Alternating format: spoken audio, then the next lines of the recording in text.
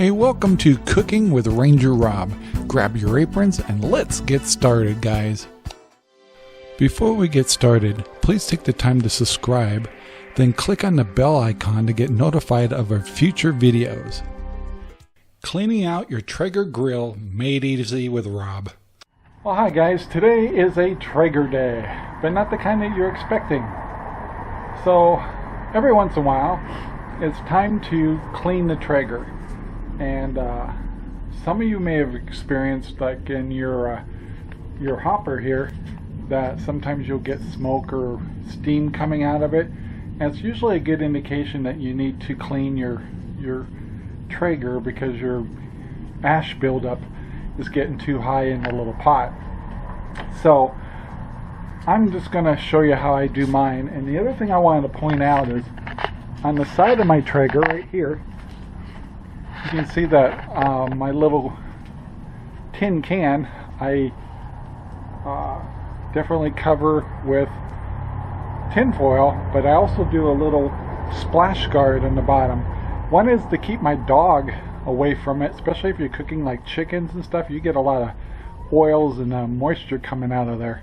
And so anyway, that's worked out good, but you got to make sure that you leave a gap in here to allow it to breathe, just because it gets so hot and steamy. So anyway, I live in Arizona, so it can get kind of dusty here, so my Traeger is definitely dusty. But if we open this up, I cooked onions in this thing last night, but it's time. I haven't cleaned it for quite a while. I've had it for a year now. This will be my third cleaning. And so I thought I'd just show you how it goes. You're going to get dirty. You're going to be filthy. But it's worth it because we all love our Traegers, right? So the first thing you want to do, make sure you unplug it. So get this thing unplugged. And then you're going to want some paper towels around because you're going to get dirty. And we're going to reline everything with tin foil. So I got a large, like 1.5 feet, something like that, and then also a smaller one. So yeah, you're going to go through tin foil. And I also keep a garbage bag right nearby because as I start tearing this all apart, I'm going to be pulling off the old tin foil and it's going to be messy. Just have a garbage can nearby. I also keep outside all the time. Sunlight's kind of bad, but you can see down below here I keep a vacuum out here because I also have a sander, but I'll be cleaning out the inside with my shop vacuum. So here we go. So I pulled my bucket already. It has lots of oil in it. That'll be messy, but got to get it clean. First thing I also do is I'm going to scrape in the grid here, and then I'm going to pull it, and now I'm going to start getting dirty.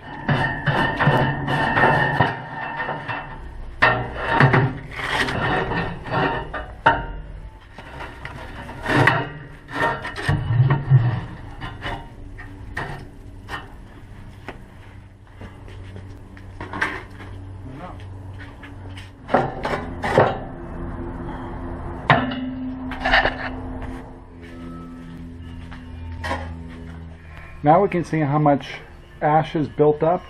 So you can see in the pot here, let me get the camera right down here, that I have quite a bit of ash buildup. And I've also been getting a little bit of steam coming up through my hopper right here. So it's definitely time to clean this thing out. So all my parts are over here, and I'm going to cover that with tin foil. But first thing we're going to do is get the shop vac out and get this cleaned up.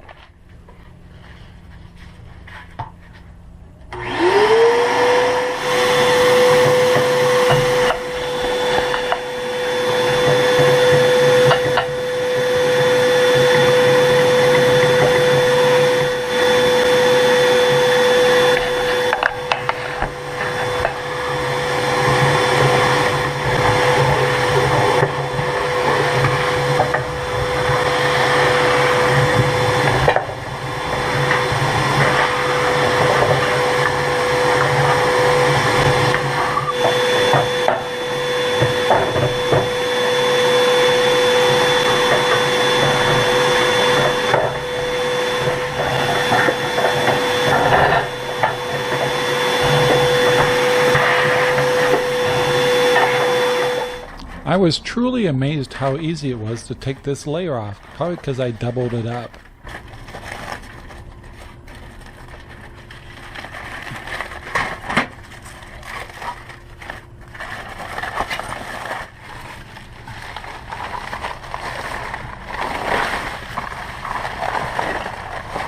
So I did something a little different here. I put the shiny side down on the first layer and the shiny side up on the second layer. I'm hoping that'll kind of reflect the heat a little more, so this will be easy to take off next time.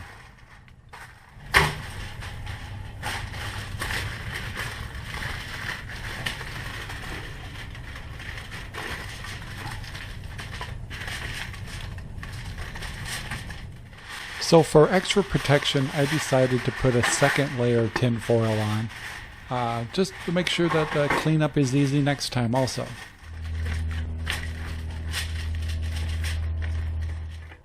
Time to start putting this baby back together.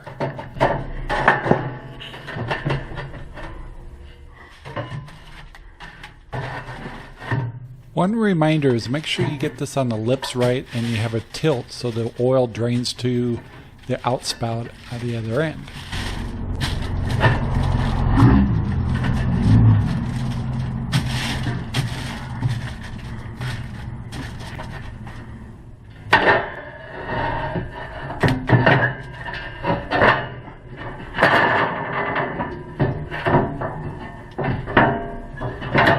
And the grill's back in and my hands are dirty. Next I poured out the oil and then took out the tin foil, and now I'm just kind of cleaning up the bucket and getting ready to put a new layer of tin foil inside and outside the bucket. Now I'm going to put a couple layers of tin foil in here, and I always put it around my wrist so I can get it inside and then fold it out. Now this was a small piece, and so don't worry, I'm putting more in.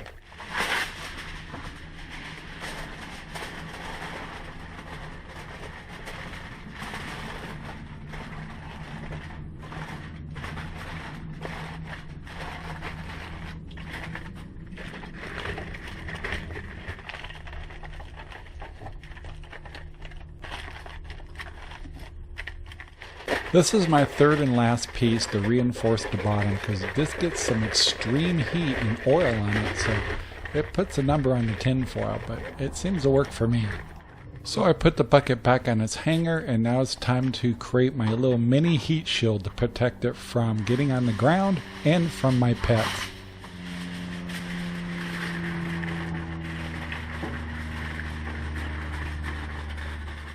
Make sure your shield can breathe, because it's going to be a lot of steam and heat coming out of this. Time to give it an overall general bath and we'll be done.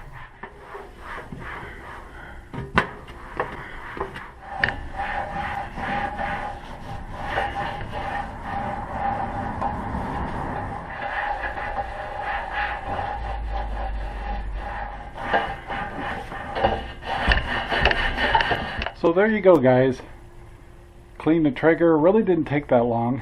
Wasn't as dirty as I thought I was going to get. I guess I'm getting better at it. Got nice new tin foil in there. Got all the ash out. Looks really good. I think if you're doing long burns like a 5-hour or 6-hour ribs or something, you're going to really build up the ash. So I would suggest doing this every 3 to 4 months. But if you want to do it more, that's even better. And since it gets kind of dusty here, got her all dusted down, and now I'm just as proud as my Traeger as ever. So I hope that gives you enthusiasm to take your Traeger apart, vacuum it out, make sure everything's running safe, make sure you unplug it, and keep it away from your dog. I've been getting terrorized by my chocolate lab for the whole process. So I hope that was helpful. Thank you for watching. See you next time, and we'll be cooking something. Thank you for watching our video. Please take the time to like, subscribe, and share our videos all over. Then go down to the description and think about becoming a member of our Patreon. This will allow you to get special content just for you and help us build future content. Thank you.